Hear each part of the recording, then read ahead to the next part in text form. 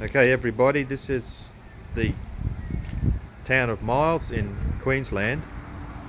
This is the Dogwood crossing, and it does not flood easily. It's a long way from the bottom of the creek usually to the bridge, but as you can see,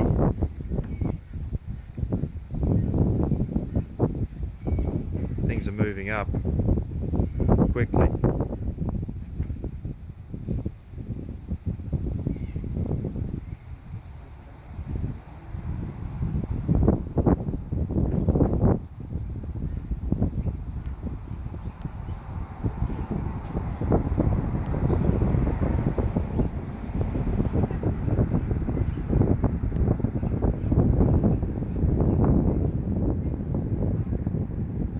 It's possible that the road will be closed soon.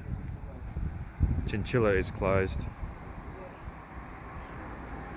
There's not much chance of the businesses flooding in Miles though. It seems that the creek's coming up about 12 millimeters in about 15 minutes from what we could work out.